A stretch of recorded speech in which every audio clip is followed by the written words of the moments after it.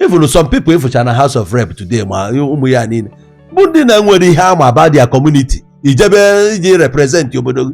na ịnọ na member House of Rep ma o nwee ofu village ma nwe onye ma dị ya otu aka ọ dị na ndị Igwe a ọma history be ha onweghị ihe ọma na be ha omenala ha ọ dịghị ọmaghị ya ọ dịghị vest n'ihe na-eme na be ha ụfọdụ bụ na Lagos ka ha tụrụ akpanatị ya abịa ka echie nye echichi ọ bụrụ Igwe ogoro yiri ogologo sketi kpuru nke a kpuchikọ isi na-ekwugharị na-aza Igwe na-eje ụka Igwe mana ya ndị bụ na-enwe access to you ide anọkọtasị ka ije ka ịgbadakene n'ogbe dị ona ka ị nene mara ihe ndị a nidiri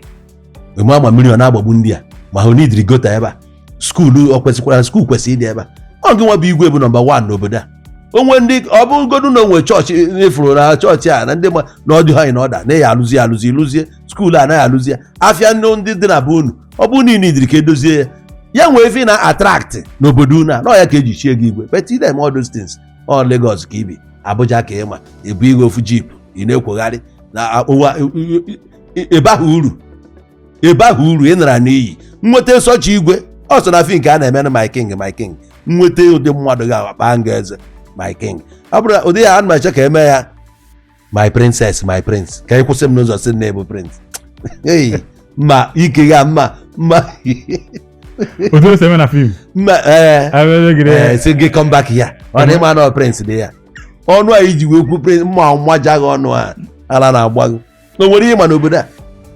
Igwe na-ada anọkata tii tournament yes ka attract people from different places ya kirie ya nwa akpọrọzie ndị mmadụ bịa kirie the team ka erezie na ụmụazị ego makwa ka ọ na-adị na-agbacha tournament na Christmas ụmụazị eketesịa ịmara ọ na ha win ha na-agazi na-achọsi big men na blue ball a na cup jee na-anaka ego ọhịa ka Igwe kwesịrị ime igotago so that na ụmụazị na-ada abata n'ihe mere ha si their father that they want to come home ha bịa na amala ebe ha si wepụta so they can come Igwe nwere ike $10 million